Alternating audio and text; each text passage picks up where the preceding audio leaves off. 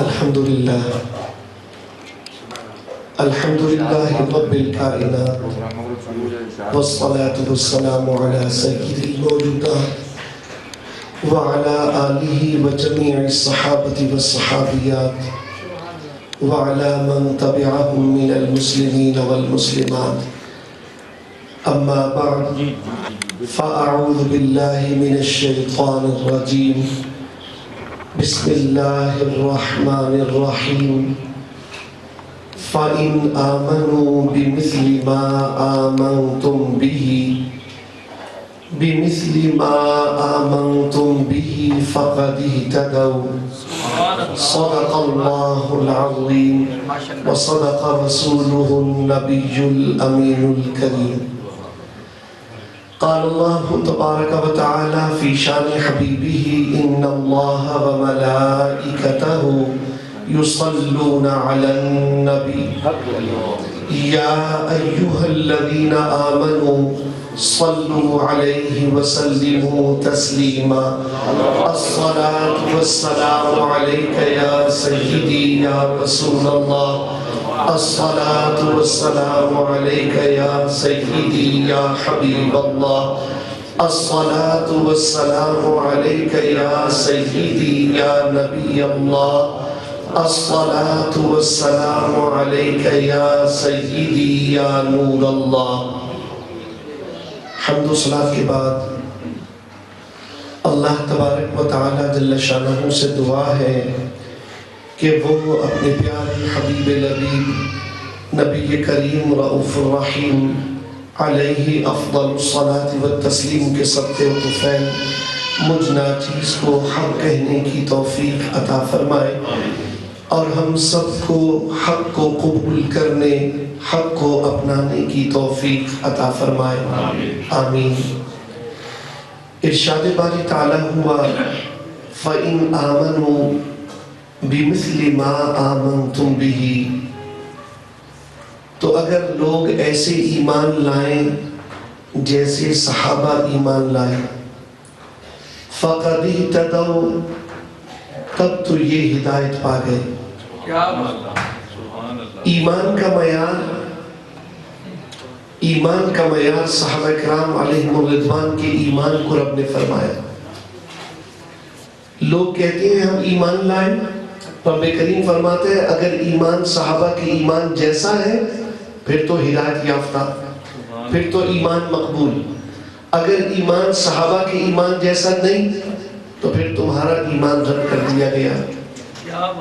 حاضرین گرامی، صحابہ کرام علیہم الرضوان کی جو سوچ اور فکر ہے شان رسالت مآب صلی اللہ علیہ وسلم کو سمجھنے کے حوالے سے میں اس کی چند جھلکیاں آپ کے سامنے بخاری شریف سے پیش کروں گا تاکہ ہم یہ جانیں الحمدللہ جو میرے آقا علیہ السلام نے خوشخبری عطا فرمائی تھی جب یہ ارشاد فرمایا تھا کہ میری امت میں 73 فرقے ہو جائیں گے اور ان میں سے ایک جنتی ہوگا باقی ناری ہوں گے، تو عرض کیا صحابہ کرام علیہم الرضوان نے وہ جنتی گروہ کون سا ہے؟ میرے آقا علیہ السلام نے ارشاد فرمایا ما انا علیہ و اصحابی، جو میرے اور میرے صحابہ کے عقیدے پر ہوگا، جو میرے اور میرے صحابہ کی فکر پر ہوگا وہ ناجی ہے، وہ جنتی ہے۔ تو الحمدللہ رب ذوالجلال نے آج یہ شرف ہمیں عطا کیا اہل سنت و جماعت کو کہ ہماری فکر کا ماخذ، ہماری فکر کا منبع، ہماری فکر کا آغاز صحابہ کرام علیہم الرضوان کی فکر سے۔ آئیے پہلی حدیث بخاری شریف سے آپ کے سامنے رکھتا ہوں۔ نبی کریم علیہ السلام کی بارگاہ اقدس ہے، حدیبیہ کا موقع ہے، صحابہ کرام علیہم الرضوان کے پاس جو پانی استعمال کے لیے تھا وہ ختم ہو گیا۔ صحابہ علیہ الرضوان اللہ کے رسول صلی اللہ علیہ وسلم کی خدمت میں حاضر ہوتے ہیں اور عرض کرتے ہیں کہ حضور اب تو ہمارے پاس اتنا پانی بھی نہیں کہ جسے ہم پینے کے لیے استعمال کریں یا اس سے وضو کریں یا اس سے کھانا پکائیں۔ اللہ کے رسول صلی اللہ تعالیٰ علیہ وسلم نے ارشاد فرمایا جو بچا کچا پانی ہے وہ ایک ڈول میں ڈال کر لے آؤ۔ ایک چمڑے کا ڈول، اس میں وہ پانی جمع کیا گیا اور اللہ کے رسول صلی اللہ تعالیٰ علیہ وسلم کی بارگاہ اقدس میں پیش کر دیا گیا۔ رسول اللہ صلی اللہ تعالیٰ علیہ وسلم نے یہ نہیں فرمایا صحابہ سے اے صحابہ میرا کام صرف یہ ہے کہ میں تمہیں دعوت توحید دوں، میرا کام یہ ہے میں تمہیں اللہ کا قرآن سکھاؤں، میرا کام یہ ہے میں تمہیں نماز کے زکوٰۃ کے مسائل بتاؤں۔ اگر تمہارے پاس پانی نہیں ہے تو میرا یہ ڈپارٹمنٹ نہیں ہے کہ میں تمہارے لیے پانی کا انتظام کروں۔ جب پانی کی ضرورت ہو تو پانی کو تلاش کرنا چاہیے، اللہ تبارک و تعالیٰ سے دعا مانگنی چاہیے کہ اللہ تعالیٰ پانی عطا فرمائے تاکہ تمہاری یہ مشکل آسان ہو جائے، اور جب مشکل پیش آئے تو صرف یا اللہ مدد کہنا چاہیے۔ اس کے سوا سب شرک و بدعت ہوتا ہے، اللہ کے سوا رسول کو نہیں پکارنا چاہیے۔ حاضرین گرامی، یہ ساری کی ساری باتیں جو میں نے آپ کے سامنے ایک منظر کے طور پر رکھی، ایسی کوئی بات رسول اللہ صلی اللہ تعالیٰ علیہ وسلم نے ارشاد نہ فرمائی۔ فرمایا یہ چمڑے کا ڈول آگے لاؤ، حضور کی خدمت میں پیش کر دیا گیا۔ میرے آقا علیہ السلام نے اپنا دست مبارک اس چمڑے کے ڈول میں رکھ دیا اور حضور کی 5 انگلیوں سے پانی کے چشمے جاری ہو گئے۔ حضور علیہ السلام نے توقف نہیں فرمایا، اے صحابہ ذرا انتظار کرو، میں اللہ تبارک و تعالیٰ سے دعا کروں کہ اللہ تعالیٰ اس ڈول میں جو تھوڑا سا پانی ہے اس کو بڑھا دے، یا اے صحابہ تم انتظار کرو کہ میں اللہ تعالیٰ سے یہ پوچھ لوں، حضرت جبریل امین وحی لے کر آئیں تو میں ان سے پوچھوں اے جبریل ذرا رب سے پوچھ کے آؤ، اگر میں اپنی انگلیاں پانی کے لیے اس ڈول میں رکھوں گا تو انگلیوں سے کچھ نکلے گا کہ نہیں نکلے گا، انگلیوں میں سے پانی برآمد ہوگا یا نہیں ہوگا۔ پھر یہ جو لشکر سینکڑوں پر مشتمل ہے، یہ لشکر جس کی تعداد 1500 ہے، کیا یہ لشکر میری انگلیوں سے نکلے ہوئے تھوڑے پانی سے سیراب ہو سکتا ہے یا نہیں ہو سکتا؟ تو یہ بات ایسی نہ تھی کہ اللہ کے رسول صلی اللہ تعالیٰ علیہ وسلم نے انتظار فرمایا ہوتا یا ایسی کوئی بات کہی ہوتی۔ سرکار ابد قرار صلی اللہ تعالیٰ علیہ وسلم یہ جانتے ہیں کہ اے صحابہ اللہ نے مجھے تمہارا مشکل کشا بنایا ہے، مجھے حاجت روا بنایا ہے، اگر میں رحمت نہ دوں گا تو پھر تمہیں رحمت کہاں سے ملے گی؟ اللہ کے رسول صلی اللہ علیہ وسلم نے دست مبارک رکھ دیا، پھر چلے بریلی کے تاجدار کی بارگاہ میں۔ اعلیٰ حضرت امام احمد رضا خان محدث بریلوی رحمت اللہ تعالیٰ علیہ فرماتے ہیں انگلیاں ہیں فیض پر ٹوٹے ہیں پیاسے جھوم کر، انگلیاں ہیں فیض پر ٹوٹے ہیں پیاسے جھوم کر، ندیاں پنجاب رحمت کی ہیں جاری، واہ واہ اے میرے آقا یہ آپ کی شان ہے، 5 انگلیوں سے 5 رحمت کی ندیاں جاری ہیں، گویا یہ 5 آب رحمت ہے جو آپ کی مبارک انگلیوں سے جاری ہے۔ تو نبی کریم علیہ السلام کی مبارک انگلیوں سے پانی نکلا، صحابہ نے اس برتن سے اپنے برتن بھرے، سب نے اس پانی کو استعمال کیا، اس سے وضو کیا، اس پانی کو کھانے پینے کے لیے استعمال کیا، اس پانی کو اپنے جانوروں کو پلایا، مگر وہ پانی ختم نہ ہوا۔ آئیے حضرت انس رضی اللہ عنہ کی بارگاہ میں چلیں یہ سننے کے لیے کہ جب انہوں نے یہ حدیث بیان کی تو کسی پوچھنے والے نے ان سے کیا سوال کیا۔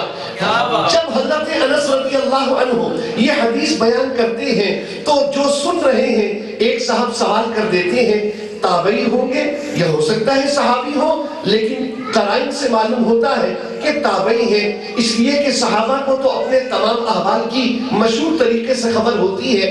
وہ کہتے ہیں کم کنت یومئذ، اے انس یہ بتاؤ اس دن تم کتنے لوگ تھے؟ اللہ اکبر۔ اب اس کا جواب تھا سیدھا سادہ، وہ کہتے کہ ہم 1500 لوگ، ہم 1500 لوگ تھے۔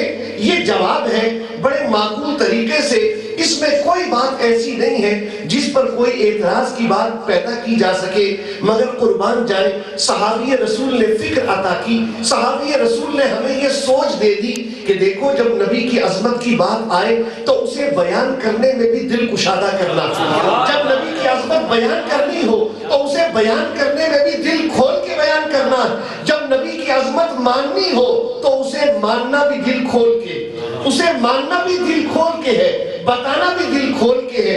اللہ اکبر۔ حضرت انس رضی اللہ عنہ نے یہ جواب نہیں دیا کہ ہم اس دن 1500 تھے، جواب تو دیا مگر پہلے کچھ اور کہنے لگے، فرمانے لگے لو کننا 100,000 لکفانا، اے پوچھنے والے سن، خدا کی قسم اگر ہم 1,00,000 ہوتے تب بھی وہ پانی ہمیں کافی ہوتا، مگر اس وقت ہم 1,500 تھے، اس وقت ہم 1,500 تھے۔ میں پوچھنے لگا اے صحابی رسول جذباتی ہونے کی کیا بات تھی؟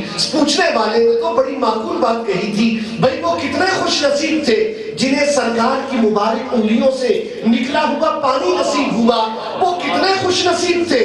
پھر یہاں میں بات روک دوں، ایک بات اور آپ کی ذوق سلیم کے لیے آپ کے سامنے عرض کروں، انسان کے جسم سے جو رطوبت نکلتی ہے وہ پاک نہیں ہوتی، انسان کے جسم سے جو رطوبت نکلتی ہے وہ پاک نہیں ہوتی۔ تو پھر مجھے سوچنے دیجئے اور مجھے پوچھنے دیجئے کہ آخر یہ کیسے ممکن ہے؟ وہ پانی جو صحابہ نے مانگا ہے، پینے کے لیے مانگا ہے، پاک چیز ہی پینے کے لیے استعمال کی جائے گی، وہ پانی جو صحابہ نے مانگا ہے وضو کے لیے مانگا ہے، اور وضو کے لیے مسئلہ بڑا واضح، فقہا نے لکھا اگر پانی صاف ستھرا تھا کسی ڈول میں کسی برتن میں، لیکن آپ نے اندھلا ہاتھ، اندھلا گندا نہیں، صاف ہاتھ ہے، ایسا ہاتھ جس سے آپ کھانا کھاتے رہے، مگر یہ ہاتھ دھلا ہوا نہیں ہے، یہ ہاتھ وضو کی حالت میں نہیں ہے، یہ ہاتھ انگلی کا پور، انگلی کا کنارہ، اگر آپ نے اس پانی میں ایسے لگا دیا اب یہ پانی استعمال شدہ ہو گیا، یہ پانی شرعی اعتبار سے وضو کے لائق نہیں رہا، اس لیے کہ یہ استعمال شدہ ہو گیا، پانی گندا نہیں ہے، ہاتھ بھی صاف تھا، پانی بھی صاف ہے، مگر جب اندھلا ہاتھ اس کے ساتھ لگے گا، بے دھلا ہاتھ اس کے ساتھ لگے گا، وہ اسے استعمال شدہ بنا دے گا۔ تو مجھے پوچھنا چاہیے کہ آخر کیا سبب ہے وہ پانی جو حضور کے وجود اقدس سے نکلا، وہ پانی وضو کے لیے استعمال کیا گیا، وہ پانی پینے کے لیے استعمال کیا گیا؟ کیا یہ ممکن ہے کہ سرکار دو عالم نور مجسم صلی اللہ علیہ وسلم کے جسم اقدس میں پانی کا کوئی سورس ہو، پانی کا کوئی ذریعہ ہو، پانی کا کوئی وہاں پر کنیکشن ہو جس کی وجہ سے اتنا پانی نکلے؟ انسان کے تو پورے صحت مند آدمی کے جسم میں اتنا پانی نہیں ہوتا، چند لیٹر اس کی مقدار بتائی جاتی، اور وہ پانی اتنا ہے کہ 1,500 لوگوں نے وضو کیا ہے، اپنے جانوروں کو پلایا، اپنے کھانے پینے کے لیے استعمال کیا ہے، تو وہ پانی کہاں سے آیا؟ اللہ اکبر۔ اللہ کے رسول صلی اللہ علیہ وسلم، صحابہ کا عقیدہ، اہل سنت کا عقیدہ، صحابہ نے جب سوال کیا تھا یہ سوچ کے سوال کیا تھا، حضور آپ ظاہراً بشر ضرور ہیں، آپ ظاہراً بشر ضرور ہیں، مگر آپ ہماری مثل نہیں، آپ بے مثل بشر ہیں، میرے آقا آپ جیسا تو رب نے کوئی بنایا ہی نہیں۔ صحابہ یہی تو کہتے ہیں وَأَحْسَنَ مِنْكَ لَمْ تَرَ قَطُّ عَيْنِي وَأَجْمَلَ مِنْكَ لَمْ تَلِدِ النِّسَاءُ، آپ جیسا حسین میری آنکھ نے دیکھا نہیں، اور دیکھتی تو جب نہ کہ جب ہوتا، آپ جیسا خوبصورت تو کسی ماں نے جنا نہیں۔ تو حضور علیہ السلام کے لیے صحابہ کا عقیدہ، مشکل پیش آئے تو مشکل کشا کی بارگاہ میں جاؤ، حاجت روائی کی حاجت ہے تو حاجت روا کی خدمت میں حاجت پیش کرو، اور پھر صحابہ کا عقیدہ حضور آپ ہماری طرح نہیں، اس لیے ہم تو ناپ تول کا نظام لگائیں گے، کہیں گے آدمی کے جسم میں تو کل پانی اتنا ہوتا ہے، پھر یہ اتنا پانی کہاں سے آیا؟ مگر حضور قسم اللہ رب العزت کی آپ بے مثل ہیں، رب کریم نے ساری رحمتوں کا منبع اور مرکز آپ کی ذات اقدس کو بنایا۔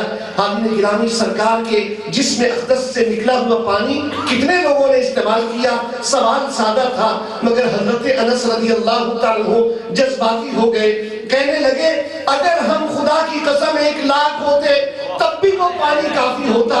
میں آپ کو دعوت فکر دوں گا، مجھے بتائیے کیا حضرت انس رضی اللہ تعالیٰ عنہ نے دیکھا تھا کہ حضور علیہ السلام کے جسم سے اتنا پانی آپ کی انگلیاں مبارک سے نکلا ہے جو 1,00,000 آدمیوں کو کافی ہو سکتا ہے؟ کیا انہوں نے دیکھا تھا کہ اگر یہ ایک ڈول بھرا ہے، اگر 1,00,000 ڈول حضور کے جسم اقدس سے آپ کی مبارک انگلیوں میں نکلے ہوئے پانی سے بھرے ہیں، تب وہ کہتے کہ ہاں میں نے خود مشاہدہ کیا ہے کہ اتنا پانی حضور کی انگلیوں سے نکلا ہے کہ 1,00,000 آدمی اس سے سیراب ہو سکتے ہیں؟ انہوں نے نہیں دیکھا۔ تو کیا اللہ کے رسول صلی اللہ علیہ وسلم نے خود یہ فرمایا کہ اے انس فی الحال تو اتنا پانی لے لو، اگر 1,00,000 آدمی ہو جائے تب بھی میں پانی اور تمہارے لیے نکال سکتا ہوں؟ نہیں، نہ حضور نے فرمایا، نہ صحابہ نے اپنی نگاہوں سے دیکھا۔ تو پھر اے انس آپ نے یہ بات کہی کیوں؟ جذباتی کیوں ہو گئے؟ اس لیے کہ حضرت انس رضی اللہ تعالیٰ عنہ ہمیں یہ درس دینا چاہ رہے ہیں، اے شمع رسالت کے پروانوں، اے مدنی آقا کے غلاموں، جب رسول کی عظمت ماننی ہو تو دل کھول کے ماننا، جب رسول کی شان بیان کرنی ہو تو دل کھول کے بیان کرنا۔ وہاں چونکہ چنانچہ اگرچہ مگرچہ مت لے آنا، یہ مت کہنا اچھا اگر 5 آدمی اور آتے تو ڈول میں تو پانی نہیں تھا، وہ تو 10 آدمیوں کے لیے کافی ہوتا، تو 20 آدمی ہے، بس وہ اتنا ہی پانی تھا جو پہلے سے تھا نا، وہ اللہ نے زیادہ کر دیا۔ ہم نے یہ بھی سنا، معذرت کے ساتھ ایک فکر ہے نا، ایک فکر ہے محبت کرنے والوں کی، ایک فکر ہے ان کی جن کی نگاہ میں نبی سے عداوت ہے، جن کی نگاہ میں نبی سے عداوت اور ذہنوں میں نبی پر تنقید کا پہلو، بس یہ ان کی ساری زندگی کی کمائی ہے۔ جب وہ بات کریں گے تو اللہ کی شان ہے، وہ یقیناً اللہ کی شان ہے، ہم نے کب کہا اللہ کی شان نہیں ہے؟ مگر حضرت انس سے پوچھئے نا، کہتے یہ اللہ کی شان تھی، اللہ نے پانی اتنا ہمارے لیے ظاہر فرمایا، تو پھر اللہ کی شان تو ظاہر ہوتی، یقیناً یہ شان بھی اللہ کی ہے، مگر اللہ تعالیٰ اپنی شان ظاہر فرماتا ہے اپنے نبی کی شان کے ذریعے۔ اے لوگو، هو الذی ارسل رسولہ، اگر اللہ کی شان دیکھنی ہے تو رسول کو دیکھ لو، جو رسول کا علم سمجھے گا اسے اللہ کی صفت علم سمجھ میں آئے گی، جو رسول کی قدرت جانے گا اسے اللہ کی قدرت سمجھ میں آئے گی۔ اس لیے میرے آقا علیہ السلام نے 1,00,000 آدمیوں کے لیے پانی نہیں نکالا، مگر حضرت انس رضی اللہ تعالیٰ عنہ جب اس حدیث کو روایت کرتے تو فرماتے ہیں لو کننا 100,000، اگر ہم 1,00,000 ہوتے لکفانا، وہ پانی ہمیں کافی ہوتا، مگر ہم اس وقت 1,500 تھے۔ حضرت گرامی صحابی نے فکر دے دی، صحابی نے سوچ دے دی، حضور کی عظمت کو ماننے میں بخل مت کرنا، یہ مت کہنا اچھا تو وہ پانی کتنے لوگوں نے استعمال کیا، اچھا اس سے پانی پیا ہوگا یا وضو بھی اسی سے کیا، اچھا کوئی جانور بھی تو ان کو بھی پلایا، نہیں، یہ باتیں یہ اس بیمار ذہن کی، بیمار ایمان والے ذہن کی پیداوار، ایمان والے کا یہ کام نہیں۔ آئیے بات مختصر کریں اگلی حدیث پاک پر۔ نبی کریم صلی اللہ تعالیٰ علیہ وسلم، حدیث پاک بخاری میں، اور کئی انداز پر یہ حدیث بخاری میں آئی، دیگر کتاب جو ساتہ کی کتابیں ہیں ان میں بھی۔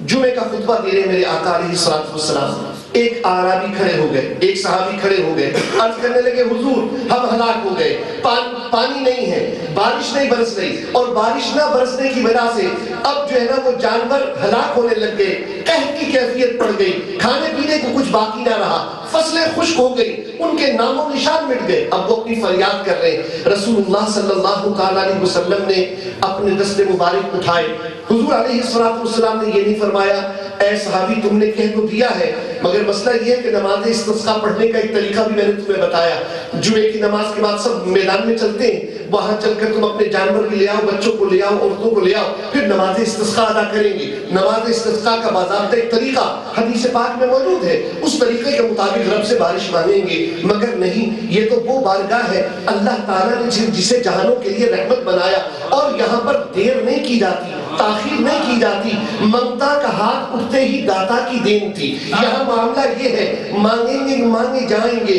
منہ مانگی پائیں گے، سرکار میں نہ لا ہے نہ حاجت اگر کی ہے، حضور کو لا بھی نہیں کہنا آتا، سرکار انکار نہیں فرماتے، کسی سائل کے جواب میں لا نہیں کا لفظ نہیں فرماتے، اور سرکار اگر بھی نہیں فرماتے، اگر ہوئی تو دوں گا، اگر یہ قدرت ملی تو دوں گا، اگر رب مان گیا تو دوں گا، اگر نہیں ہے سرکار میں نہ لا ہے نہ حاجت اگر کی ہے۔ یہاں سوالی نے سوال کیا، میرے آقا نے دست مبارک اٹھائے، اب راوی خود کہتے ہیں آسمان بالکل صاف تھا، بادل کا نام و نشان نہ تھا، مگر اچانک بادل آئے، ابھی ہم جمعے کی نماز پڑھ کر فارغ نہیں ہوئے ہیں کہ بارش برسنا شروع ہو گئی، اور ہم برستی ہوئی بارش میں گھروں کو گئے، اگلا جمعہ آ گیا، 8 دن تک بارش ہوتی رہی، اگلے جمعے کو پھر وہی آرابی کھڑے ہو گئے یا کوئی اور صحابی کھڑے ہو گئے، عرض کرنے لگے حضور بس کرم فرمائیے، اس لیے کہ اب تو بارش اتنی ہو گئی کہ کچے مکان گرنے لگ گئے، راستے جو ہے وہ پانی سے بھر گئے، حضور اب کرم فرمائیے، اب بارش نہیں چاہیے۔ اللہ اکبر، حدیث پاک کے الفاظ، فضحک رسول اللہ صلی اللہ علیہ وسلم، اللہ کے رسول مسکرا دیے، حضور کے دندان مبارک ظاہر ہو گئے۔ حضور کیوں مسکرائے؟ اس لیے کہ حضور علیہ السلام نے یہ اظہار فرمایا، میرے غلام جانتے ہیں جب بارش چاہیے ہو تو اللہ کے رسول سے مانگی جائے تو بارش ہوتی ہے، اور جب بارش زحمت بننے لگے تو بارش رکوانے کے لیے بھی رسول ہی کا در ہے، بارش رکوانے کے لیے، اس لیے کہ مشکل کے لیے تو مشکل کشا، مشکل دور کرنے کے لیے مشکل کشا، حاجت روائی کے لیے حاجت روا، اس لیے یہی تو در ہے، بخدا خدا کا یہی ہے در، نہیں اور کوئی مفر مکر، جو وہاں سے ہو یہی آ کے ہو، جو یہاں نہیں تو وہاں نہیں۔ اعلیٰ حضرت فاضل بریلوی رحمۃ اللہ تعالیٰ نے فرمایا، حضرت گرامی سرکار دو عالم صلی اللہ تعالیٰ علیہ وسلم نے پھر دست مبارک اٹھا دیے، فرمایا اللہم حوالینا ولا علینا،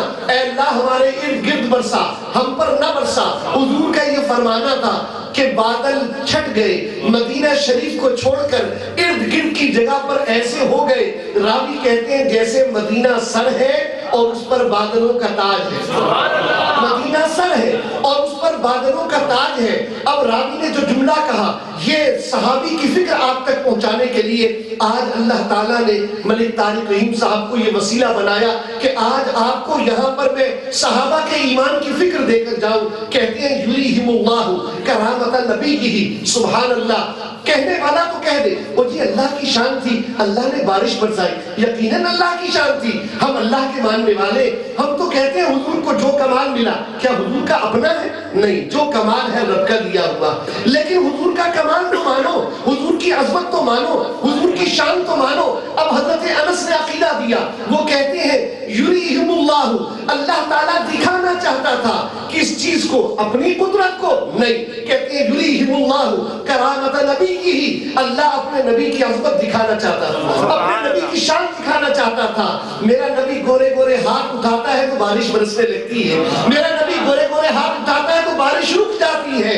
یہ وہ فکر ہے جو صحابی کی فکر ہے، اور صحابہ کی یہ فکر الحمدللہ آج اہل سنت و جماعت کو نصیب ہے۔ ہم کہتے ہیں جس کو جو کچھ خدا سے ملتا ہے در مصطفیٰ سے ملتا ہے، ہم کہتے ہیں بخدا خدا کا یہی ہے در، ہم کہتے ہیں آؤ حضور کے در پر، اس لیے کہ مانگیں گے مانگے جائیں گے، منہ مانگی پائیں گے، سرکار نے نہ لا ہے نہ حاجت اگر کی ہے۔ آئیے بخاری سے تیسری حدیث، حضرت جابر بن عبداللہ رضی اللہ تعالیٰ عنہ وہ حضور کی خدمت میں آئے، کہنے لگے حضور میرے والد پر قرض تھا بہت زیادہ، ہمارا کھجوروں کا ایک باغ ہے اور میں نے وہاں سے فصل اتاری، اور فصل اتارنے کے بعد جو کھجوریں بنی میں نے یہودیوں سے کہا جن کا قرضہ میرے والد پر تھا کہ تم یہ ساری کھجوریں لے لو اور جو باقی قرض بچتا ہے وہ معاف کر دو، مگر وہ مانتے نہیں ہیں۔ اللہ اکبر، رسول اللہ صلی اللہ تعالیٰ علیہ وسلم نے فرمایا جابر جاؤ اور اپنے باغ کی ساری کھجوروں کا ایک ڈھیر بنا دو،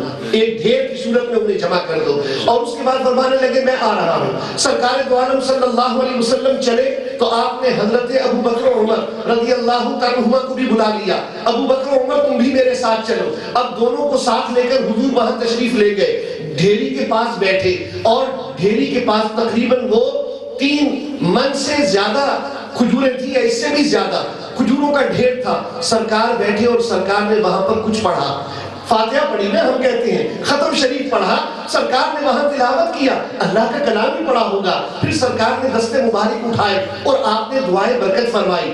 جب سرکار نے دعائیں برکت فرما دی اس کے بعد حضور صلی اللہ تعالیٰ علیہ وسلم وہاں سے ابو بکر و عمر رضی اللہ عنہما کے ساتھ واپس تشریف لے آئے۔ حضرت جابر کو کہہ آئے اے جابر یہ سارے اپنے قرض خواہوں کو بلاؤ اور اس میں سے تول تول کر جتنا قرضہ ہے وہ دے دو، پھر آ کر مجھے بتانا۔ اللہ اکبر، حضور آ گئے، حضرت ابو بکر و عمر اپنے گھروں کو چلے گئے، بات بظاہر ختم ہو گئی۔ حضرت جابر رضی اللہ عنہ کہتے ہیں کہ میں نے اس ڈھیری میں سے بلا لیے سارے قرض خواہ اور میں نے بھر بھر کے دینا شروع کر دیا، میں دیتا رہا مگر میں نے دیکھا کھجوروں کا ڈھیر تو ابھی بھی باقی ہے، کھجوروں کا ڈھیر تو ختم ہی نہیں ہوا، حالانکہ سارا حساب لگا کر پہلے کہا تھا یار جتنی بنتی ہے اتنی لے لو، مگر باقی قرضہ معاف کر دو، یہ نہیں مان رہے تھے، کھجوروں کا ڈھیر تو باقی ہے۔ اب وہ آئے وہاں سے نبی کریم علیہ السلام کی بارگاہ اقدس میں اور عرض کرنے لگے، اے میرے آقا، جو کھجوروں کا ڈھیر آپ چھوڑ کر آئے تھے میں نے سارا قرضہ چکا دیا اور کھجوروں کا ڈھیر اب بھی موجود ہے، کھجوریں تو اب بھی باقی ہیں۔ اللہ کے رسول صلی اللہ تعالیٰ علیہ وسلم مسکرائے اور آپ نے نعرہ رسالت بلند کیا، اشہد انی رسول اللہ، میں گواہی دیتا ہوں کہ بے شک میں اللہ کا رسول ہوں، میں گواہی دیتا ہوں کہ بے شک میں اللہ کا رسول ہوں۔ حاضرین گرامی، بات تو اللہ کی شان کی ہے نا، بات تو اللہ کی قدرت کی ہے، مگر جاہلوں نے یہ سمجھا اللہ کی قدرت اور رسول کی قدرت جدا ہوتی ہے، اللہ اور رسول کا کوئی مقابلہ نہیں ہوتا، جو رسول کی شان ہے وہ اللہ کی شان ہے، جو رسول کی عظمت ہے وہ اللہ کی عظمت ہے۔ اللہ تبارک و تعالیٰ نے ہی تو کرم فرمایا مگر رسول کے صدقے سے فرمایا، رسول کی زبان اقدس سے دعا نکلی اس کی برکت سے فرمایا، لیکن اللہ کے رسول نے نعرہ تکبیر بلند نہیں کیا، اللہ اکبر کا نعرہ بلند نہیں کیا، نعرہ بلند کیا تو غلاموں کو پیغام دیا، ما انا علیہ واصحابی، اے میرے غلاموں سوچنا جب بات عظمت کی آئے تو رسول کی ذات پہلے ہے، رسول کی ذات کو رب سے جدا کر کے فراموش نہ کرنا۔ اشہد انی رسول اللہ، میں گواہی دیتا ہوں بے شک میں اللہ کا رسول ہوں۔ حضور علیہ السلام نے یہ فرمایا، آپ مسکرا دیے، پھر اس کے بعد فرمایا، اے جابر میں تم جاؤ اور جا کر یہ بات ابو بکر و عمر کو بھی بتا دو، یہ بات ابو بکر و عمر کو بھی بتا دو۔ اصل بات ابھی ختم نہیں ہوئی ہے، اصل بات تو اب شروع ہونی ہے۔ صحابہ کی فکر کیا ہے، صحابہ کا ایمان کیسا ہے، صحابہ کی سوچ کیا ہے۔ ما انا علیہ واصحابی کا تاج اللہ نے ہمارے سروں پر سجایا، ہمیں اس پر ناز کرنا چاہیے۔ حضرت جابر رضی اللہ عنہ چلے کہ جا کر میں خبر دوں، کیونکہ آقا نے فرمایا ہے جا کر ابو بکر و عمر کو بتانا، کہنا کہ ایسا ہوا ہے۔ جب وہ گئے حضرت ابو بکر کے پاس گئے، حضرت عمر کے پاس گئے اور جواب دونوں کا ایک ہی تھا، کہنے لگے لقد كنا علمنا، ہم تو پہلے ہی جانتے تھے، ہم تو پہلے ہی جانتے تھے۔ آج لوگ کہتے ہیں نبی کو علم غیب، نبی کو پہلے سے کیسے معلوم ہو سکتا، اور نبی کو پہلے سے معلوم نہیں ہو سکتا۔ یہاں تو ابو بکر و عمر کہہ رہے ہیں لقد كنا علمنا، ہم تو پہلے سے ہی جانتے تھے۔ جب حضور آ گئے تمہاری کھجوروں کے ڈھیر کے پاس ہم نے جان لیا، اب یہ ساری قبضہ اتارنے کے نعرہ تکبیر، نعرہ رسالت، نعرہ رسالت، عظمت مصطفیٰ، زندہ باد، عظمت مصطفیٰ، زندہ باد۔ نبی کریم علیہ السلام تشریف لے آئے ہیں، اب تمہاری مشکل کشائی ہو گئی، اب تمہاری حاجت روائی ہو گئی۔ حضور نے یہ نہیں فرمایا تھا حضرت جابر سے میرا کام کوئی قرضے اتارنا ہے، میرا کام تو صرف یہ ہے کہ میں تم تک وہی پہنچا دوں۔ لوگ کہتے ہیں نا بس یہ کام تھا حضور کا کہ لوگوں تک وہی پہنچا دے، لوگوں کو توحید کی دعوت دے دے، اس کے علاوہ رسول کا کوئی کام نہیں، یہ رسول کا منصب ہے۔ وَمَا أَرْسَلْنَاكَ إِلَّا رَحْمَةً لِلْعَالَمِينَ کا تاج جس کے سرے ناز پر رب نے سجایا تو ایسے ہی نہیں سجایا، حبیب کو مشکل کشا بنا کر بھیجا، حاجت روا بنا کر بھیجا، اور صحابہ کو یہ ایمان بھی عطا کیا جب مشکل پیش آئے میرے رسول کے پاس آ جاؤ، جب پریشانی پیش آئے میرے حبیب کے پاس آ جاؤ۔ اور حضرت ابو بکر و عمر فرماتے لقد كنا علمنا، ہم تو پہلے ہی جانتے تھے۔ جب حضور تشریف لائے تھے کہ واقعی ایسا ہوگا تو مجھے بتائیے یہ کیسے انہوں نے کہہ دیا ایسا ہوگا؟ اس لیے کہ وہ جانتے ہیں کہ پیارے مصطفیٰ کریم صلی اللہ علیہ وسلم جب عطا پر آ جائیں تو پھر کوئی مشکل نہیں رہتی۔ اے جابر جو تم چاہتے تھے اب وہی ہونا تھا، اس لیے کہ وہ مائل بکرم جو ہیں، جب وہ مائل بکرم ہو جاتے ہیں پھر مشکلیں آسان ہو جاتی ہیں، پھر مسائل نہیں رہتے۔ حاضرین گرامی یہ حدیث پاک بھی بخاری شریف سے میں نے آپ کے سامنے پیش کی۔ آئیے ایک اور حدیث پاک ہم بخاری شریف سے آپ کے سامنے رکھیں۔ رسول اللہ صلی اللہ علیہ وسلم کو اللہ تبارک و تعالیٰ نے جو شان عطا فرمائی، جو مقام عطا فرمایا، صحابہ علیہ الرضوان آپ کے پاس آتے ہیں اور آنے کے بعد کوئی فریاد لے کر آتے ہیں۔ آئیے حضرت ابو ہریرہ رضی اللہ تعالیٰ کی بات کریں۔ حدیث پاک یہ بھی بخاری شریف میں ہے۔ وہ حضور کی خدمت میں عرض کرنے لگے، حضور میں آپ سے باتیں بہت سی سنتا ہوں مگر بھول جاتا ہوں، یاد ہی نہیں رہتی۔ میرے آقا آپ سے بہت سی باتیں سنتا ہوں مگر بھول جاتا ہوں، کیونکہ اصحاب صفہ میں سے تھے۔ صفہ چبوترے پہ رہنا، سارا دن سرکار کی بارگاہ میں رہنا، حضور سے سنتے رہنا، مگر حافظہ کمزور، غربت اور افلاس یاد نہیں رہتی باتیں. حضور کی بارگاہ میں عرض کرنے لگے. میرے آقا علیہ الصلوۃ والسلام نے یہ نہیں فرمایا اے ابو ہریرہ بڑا حافظہ کہیں ملا کرتا ہے کہیں پنساری کے پاس, حکیم کے پاس, کسی حکمت کی دکان سے؟ تو سرکار فرماتے چلو یہ پیسے لو اور جا کر 2 کلو لے آؤ. اگر ایسے حافظہ ملنے لگ جائے تو ہم بھی سب اکثر بھول جانے کی شکایت کرتے ہیں, بلکہ ہمارے تو قاری صاحبان کو آسانی ہو جائے گی. بچوں کو حفظ کے لیے خوب مارتے ہیں, سبق یاد نہیں کیا, منزل یاد نہیں کی, تو 2 کلو حافظہ سب کو کھلاؤ تاکہ سارے کے سارے پکے حافظ بن جائیں. ایسا نہیں ہے. اللہ کے رسول علیہ السلام نے یہ نہیں فرمایا ابو ہریرہ میں تو صرف اللہ کی توحید بتانے آیا تھا, میں تو صرف تمہیں نماز سکھانے آیا تھا, طہارت کے اور زکات کے مسائل بتانے آیا تھا, یہ حافظے سے میرا کیا تعلق ہے؟ مگر نہیں, یہ وہ بارگاہ ہے جس بارگاہ سے انکار نہیں ہوتا. میرے آقا علیہ السلام نے فرمایا ابو ہریرہ آگے آ جا. ابو ہریرہ قریب ہو گئے. سرکار نے فرمایا جھولی کو پھیلا دے. ابو ہریرہ نے دامن کو پھیلا دیا. میرے آقا علیہ السلام نے مٹھی بند کی ہوا میں اور اس کے بعد ابو ہریرہ کی جھولی میں کھول دی. اللہ اکبر. ابو ہریرہ دیکھتے جھولی کو اور وہ کہتے اے اللہ کے رسول خالی مٹھی ہے, خالی مٹھی ہے نا, اس میں کچھ بھی نہیں آیا. آپ نے کیا یہ مجھے ایسی جھوٹی تسلی دی معاذ اللہ کہ ایسی مٹھی ہوا میں بند کی اور میری جھولی میں کھول دی؟ مگر ہاں یہی فرق ہے صحابی کے اور وہابی کے ایمان میں. صحابی کا ایمان ہے نا, اعلیٰ حضرت فاضل بریلوی رحمت اللہ تعالیٰ نے سے پوچھئے, وہ کہتے ہیں مالک کونین ہیں, وہ پاس کچھ رکھتے نہیں. مالک کونین ہیں, وہ پاس کچھ رکھتے نہیں. 2 جہاں کی نعمتیں ہیں ان کے خالی ہاتھ میں. یہ ہاتھ خالی تو ہے مگر جب عطا پر اٹھ جائیں تو پھر خالی نہیں ہوتے. 2 جہاں کی نعمتیں انہی کے دست اقدس میں ہوتی ہیں. حضرت ابو ہریرہ رضی اللہ تعالیٰ عنہ نے, سرکار نے مٹھی کھولی, حضرت ابو ہریرہ نے جھولی کو سمیٹا, اپنے سینے سے لگا لیا, اپنے سینے سے لگا لیا. جھولی بظاہر تو خالی تھی مگر اس میں کونین کے والی کی خیرات تھی. حضرت ابو ہریرہ سے پوچھئے کیا ملا؟ کہتے ہیں فما نسیت شیئا بعد, قسم خدا کی اس کے بعد سے میں کوئی بات بھولتا ہی نہیں, اس کے بعد سے میں کوئی بات بھولتا ہی نہیں. اللہ اکبر. یا رسول اللہ, یہ دین ہے میرے آقا علیہ السلام کی, صحابہ کی فکر, صحابہ کا عقیدہ.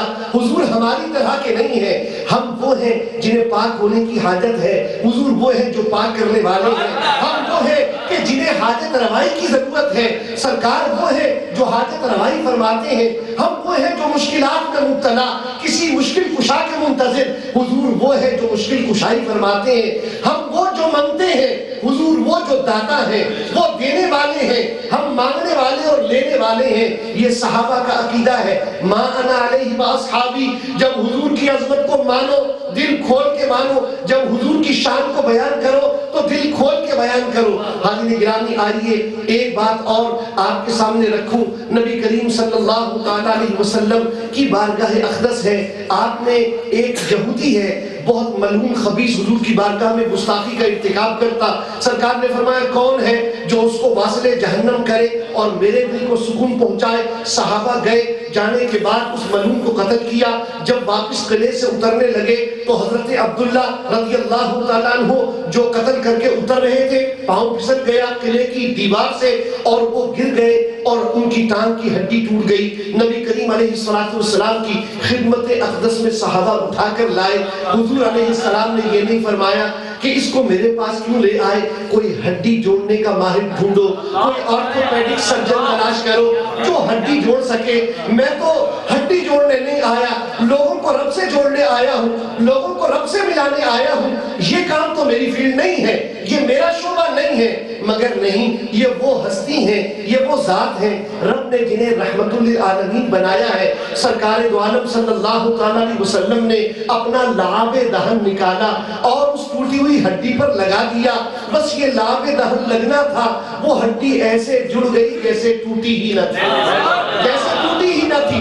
یہ حضرت عبداللہ کا واقعہ اور حضرت سلمہ بن اکوع رضی اللہ تعالیٰ عنہ, ان کی ایک جنگ میں تلوار لگی تو پنڈلی کی ہڈی ٹوٹ گئی اور وہ کہتے ہیں کہ اتنی شدید تکلیف تھی, میں نے کہا سلمہ آج تو ہلاک ہو گیا, آج تو بچنے والا نہیں ہے۔ اور بس میں نے یہ درخواست کی اپنے ساتھیوں سے، مجھے حضور کے پاس لے جاؤ۔ سرکار کی بارگاہ میں لے گئے، یہاں تو لعاب دہن پہنچا تھا۔ حضرت عبداللہ والے کیس میں حدیث وہ بھی بخاری کی ہے، حدیث یہ بھی بخاری کی ہے۔ حدیثیں میں نے ساری بخاری کی بیان کی، ملک صاحب سے کہ ان کو کوئی پوچھے تو بتا سکے، بھئی حدیثیں تو ساری بخاری کی تھی، کوئی ضعیف اور کمزور والا معاملہ تو نہیں تھا۔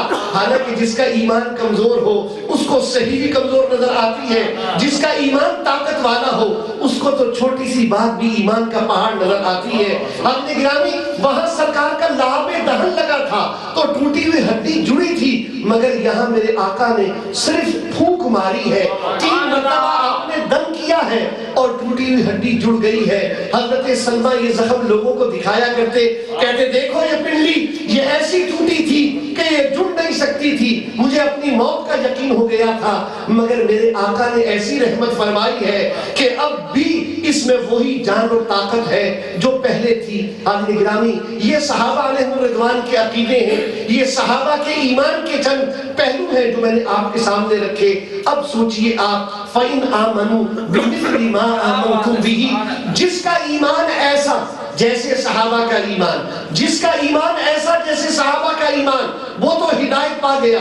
لوگ کہتے ہیں نماز میں حضور کا خیال نہیں لانا چاہیے، معاذ اللہ ثم معاذ اللہ، میں تو پوری عبارت بھی نہیں کہنا چاہتا، مگر بخاری شریف کی حدیث پاک ہے، صحابہ علیہم الرضوان میرے آقا علیہ الصلوۃ والسلام کے جو وصال کے دن ہیں ان دنوں میں ایک دن ہے پیر کا دن، میرے آقا نے پردہ اٹھایا ہے اور پردہ اٹھا کر صحابہ کو دیکھا ہے، حضرت ابو بکر رضی اللہ عنہ نماز پڑھا رہے ہیں، سارے کے سارے صحابہ نے اپنے چہروں کو پھیر لیا حضور کے حجرہ پاک کی طرف۔ قبلہ یوں ہے، جنہوں نے زیارت کی ان سے بہتر کون کی جانے منظر کہ قبلہ تو یوں ہے، سرکار کا در اقدس وہاں ہے، سارے کے سارے صحابہ نے چہرہ پھیر لیا حضور کے چہرے کی طرف، اور صحابہ کہتے ہیں حضور کا چہرہ ایسا تھا جیسے قرآن کا ورق، حضور کا چہرہ ایسا تھا جیسے قرآن کا ورق۔ پھر وہ کہتے ہیں کہ ہم سیر ہو رہے تھے، ہم لذت پا رہے تھے نبی کریم صلی اللہ تعالیٰ علیہ وسلم کے دیدار کی، اور ہم نے ایک ارادہ کر لیا